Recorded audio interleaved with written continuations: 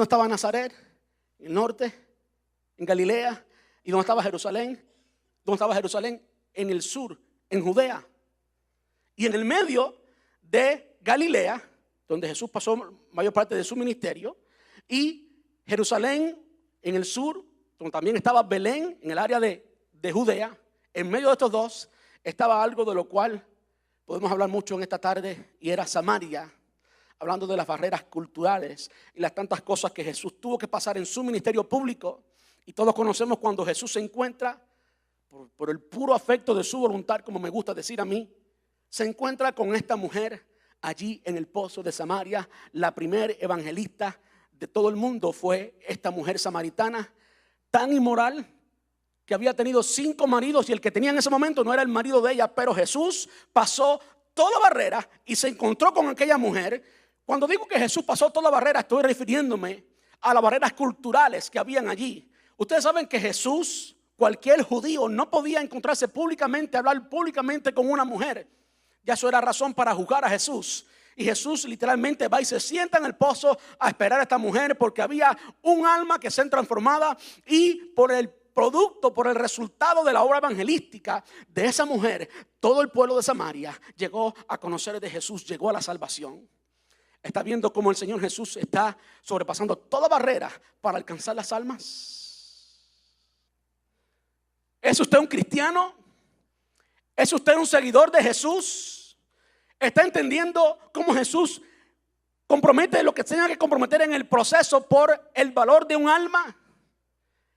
Eso es a lo que yo le llamo el Jesús cosmopolitano, que derriba toda barrera para alcanzar a una persona que lo necesita, para transformar a una persona que lo necesita, para rescatar a alguien que le pertenece a él y que no pertenece al reino de las tinieblas. En el capítulo 3 de Juan vemos cómo el Señor vence algunas barreras religiosas cuando se encuentra con este judío llamado Nicodemo. Y Nicodemo tenía cierta idea de cómo se llegaba a la salvación. Y el Señor le dice que no era así, que si no nacía de nuevo no podía heredar el reino de los cielos. De modo que también hubieron barreras allí que el Señor tuvo que pasar, barreras teológicas, barreras culturales, barreras religiosas. ¿Se da cuenta cómo un religioso está tan perdido como un inmoral? Un religioso está tan perdido como un inmoral. Todas las personas todos necesitamos de Jesús. Y el Señor está todavía en el negocio de buscar y alcanzar lo que está perdido. Y tú y yo no podemos en ninguna manera comprometer eso. Tenemos que alcanzar a las personas. ¿Y qué podemos decir de Jesús en su muerte? ¿Qué podemos decir él en su muerte? No solamente en todo el ministerio, cuando se encontró con esta mujer inmoral, con el moral y religioso Nicodemo, y con el ladrón Mateo, que escribió el Evangelio según San Mateo después de ser transformado por el Señor. ¿Está usted viendo gracia en la historia de la redención? ¿Está usted viendo a un Jesús cosmopolitano que vence cualquier tipo de barreras para alcanzar un alma, para transformar un alma? Así lo hizo Jesús. Y nosotros no tenemos el derecho de cruzar los brazos, cruzar las piernas y decir: yo estoy bien con el Señor, no tengo que hacer nada. Tenemos que hacer algo. Y lo primero que tenemos que hacer es derribar las barreras que nos mantienen sentados, que nos mantienen distantes de estas personas, que nos mantienen pensando que somos más santos y que somos más merecedores, cuando somos igualmente merecedores de la muerte y que solamente por la gracia de Dios hemos alcanzado la salvación. En su muerte el Señor Jesús también tuvo que vencer diferentes barreras, y vemos allí clavado en la cruz del Calvario muchas de las barreras culturales y religiosas que él superó. Jesús fue crucificado básicamente en el basurero de la ciudad, en el Gólgota, en el basurero de la ciudad, donde hubo un proceso político para que él terminara allí, injusto. Y él fue el producto de ese proceso. Pero no se salía de la soberanía de Dios, ¿verdad que sí? No se salía de la soberanía y la provisión divina. Era el proceso que Dios había predispuesto para que él estuviera allí en la cruz del Calvario, predicho 700 años por Isaías antes que sucediera. Y allí en la cruz estaba con dos ladrones, uno a cada lado. Uno arrepentido y otro que siguió sin arrepentirse. Allí echaron suerte. Suerte sobre su ropa, si no sabe lo que estoy diciendo. Echaron suerte sobre la ropa de Jesús. ¿Y saben qué? ¿Saben por qué murió allí? En un basurero, rodeado de política, rodeado de echar suerte, rodeado de pecado. ¿Saben por qué murió allí? Porque allí estaba la razón por la cual murió. Ahí estaba el pecado. Y como Jesús le había dicho inicialmente a los discípulos en el primer sermón, nosotros somos la luz del mundo. Pero después les aclara, ¿saben qué? La luz no se hizo para dar luz en la luz, sino para dar luz en las tinieblas. La luz se hizo no para estar cubierta por un talmud, para estar encerrada en un cajón. Se hizo para ir a las tinieblas y allí dar a conocer a Dios. La luz se hizo para alumbrar en las tinieblas. Y si usted y yo nos quedamos en un salón lleno de luz, de nada sirve la luz. Pero cuando tú y yo rompemos todas barreras y pasamos a la oscuridad, entonces estamos cumpliendo con el propósito. Entonces estamos alcanzando aquello para lo cual fuimos destinados. Por eso tú y yo no podemos quedarnos con los brazos cruzados. La luz se hizo para brillar y brillar en la oscuridad. El Señor nos dejó aquí. Piense en esto. ¿Por qué el Señor, cuando nos salva, en el momento que nos salva, no nos lleva con Él? ¿Por qué no? Si ya nos salvó. ¿Saben por qué no nos lleva con Él? Porque hay un trabajo que hacer. La gran comisión, ir y predicar, ir y llevar el evangelio. Esa es la razón por la cual no nos lleva con Él inmediatamente. Y tú y yo le pertenecemos a Él y tenemos que cumplir con la misión.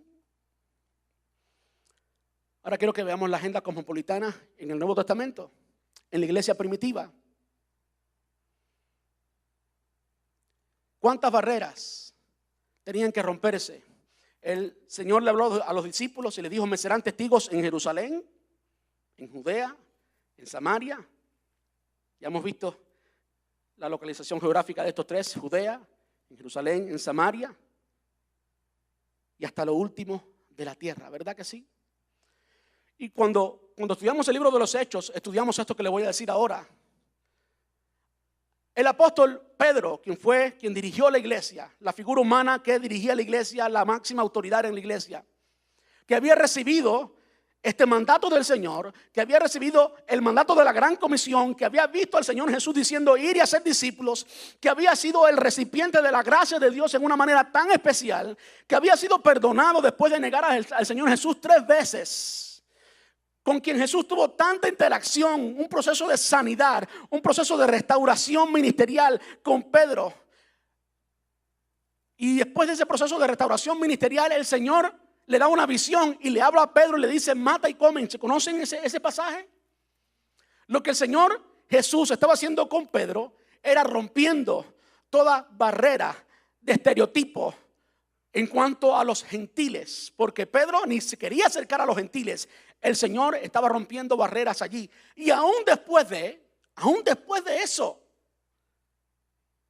a Pedro le costó muchísimo ir hasta la casa de Cornelio. Tomó el cielo, tomó ángeles, tomó gente hablándole de parte de Dios, porque el hombre que había tenido una revelación tan grande, aquel que dijo: tú eres el Hijo de Dios, que tuvo esa revelación, aquel que estuvo allí en el monte de la transfiguración cuando el Señor descendió con Moisés y con...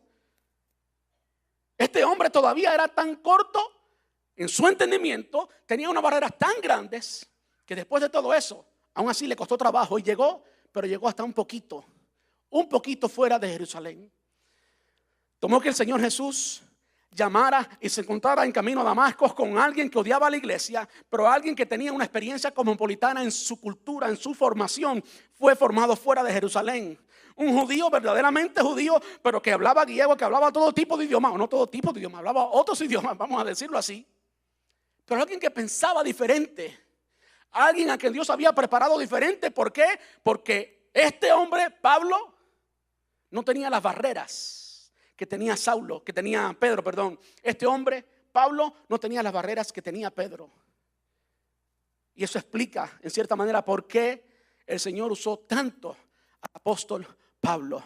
no había barrera. Pablo entendía la condición de las personas. Pablo entendía que todos éramos pecadores. Pablo era consciente de que él era el primero. Pablo era consciente de que él era un recipiente de la gracia de Dios. Pablo entendía que él no merecía nada. Pablo entendía que todos estábamos al mismo nivel. Cuando escribe a la iglesia en Corinto, la iglesia de Corinto era la iglesia más carnal, los que menos se parecían a cristianos. Y Pablo muchas veces se incluye a él como que estaba al mismo nivel de esos creyentes. Y claro, está hablando de su posición en Cristo. Todos estamos en el mismo nivel. Y es en ese contexto a la carta de Corintios, y con esto termino, que Pablo le dice lo siguiente.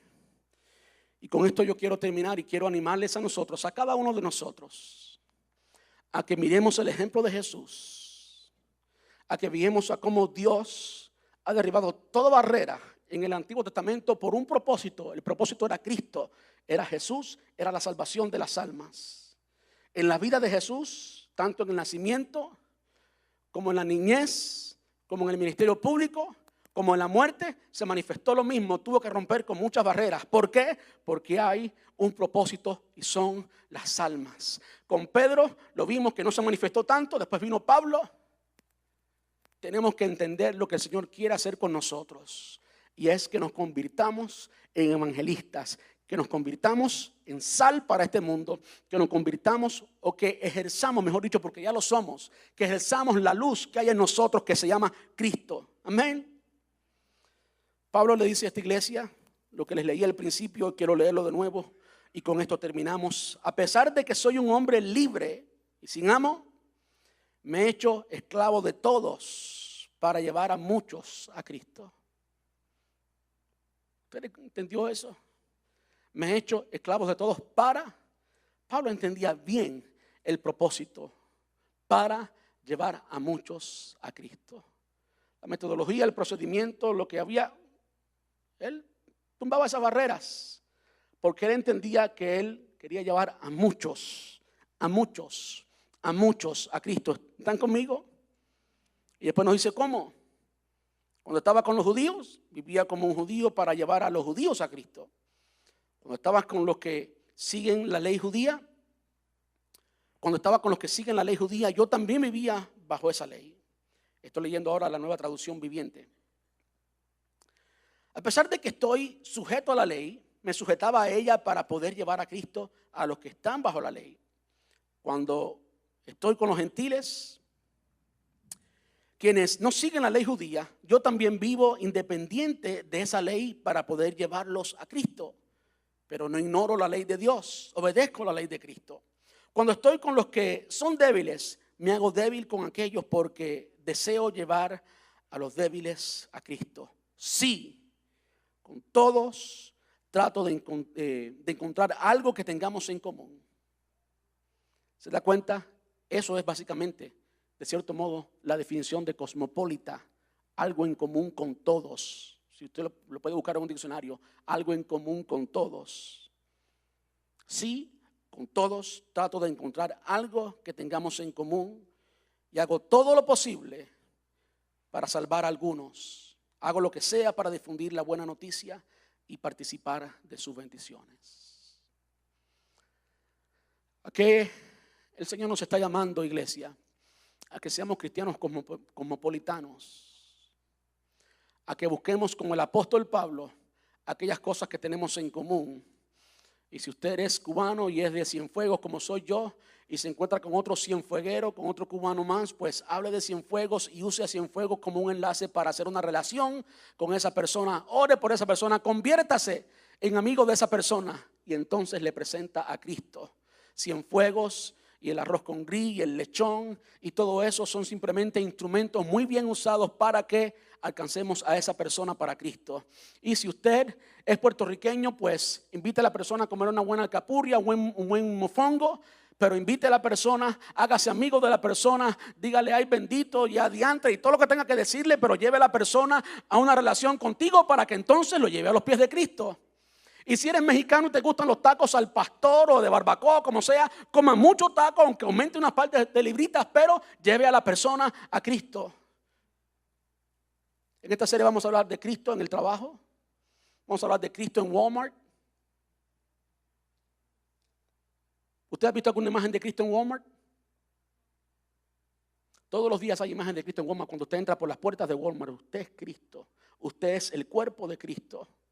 En su familia, en el trabajo, en la escuela, en cualquier lugar, somos el cuerpo de Cristo. Y cualquier barrera que nos separe de las personas que están allí, que están sin salvación, tenemos que derribarla para alcanzarlos para el Señor.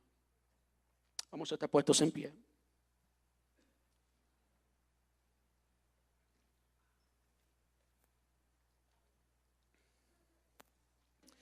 Señor, te damos muchas gracias. Gracias, Señor, por el ejemplo que tú nos diste. Te ruego, Señor, que tu palabra que hemos leído, que hemos visto hoy, habla a nuestros corazones, Señor, y produzca cristianos, Señor, que no tienen barreras para alcanzar a otros. Produzca cristianos que no estén mirando el pelo, como luce la persona, lo que hace la persona, que no se detenga con nada, Señor. Así como nada te detuvo a ti para traer a Jesús, y como nada detuvo a Jesús para alcanzar a personas de todo tipo, religiosos, inmorales, todos pecadores, porque todos lo somos, Señor.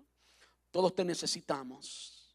Te ruego, Señor, que traigas la claridad de tu palabra y el testimonio de tu Espíritu Santo a cada uno de nosotros, Señor. Que podamos, Señor, ser obedientes a tu misión. Que podamos, Señor, tener ese corazón cosmopolitano en mis palabras, Señor. Ese corazón que tú tuviste, que tuvo el apóstol Pablo, en que hacían lo que tuvieran que hacer para alcanzar a las personas que no te tienen, Señor. Llénanos de esa pasión y enséñanos en esta serie, Dios mío, a ser cristianos que cambian el mundo, cristianos que viven sin barreras, cristianos que viven para transformar, para ser tus agentes, para ser instrumentos en tus manos. Te ruego esto en el nombre de Jesús y te doy gracias por tu palabra, por tu Espíritu Santo. Gracias por tu ejemplo, Señor. Gracias por el ejemplo de tus siervos, especialmente del apóstol Pablo y de muchos otros, Señor, que siguieron después de él, haciendo lo mismo, llevando las almas a ti, Señor. Ahora, Padre, vamos a salir de este lugar ahorita, Señor. Queremos rogarte que tú también nos protejas de caminos a nuestros hogares. Aquellos que están de vacaciones, que no están con nosotros hoy, que también les proteja, Señor, allí donde estén. Que les permita, Señor, disfrutar sus vacaciones allí donde estén. Y que, Padre, donde estén, no perdamos de vista el propósito por el cual tú nos has traído hasta aquí, para hacer luz en las tinieblas. Te rogamos esto en el nombre de Jesús y te damos muchas gracias, papá. Gracias, Señor. Amén.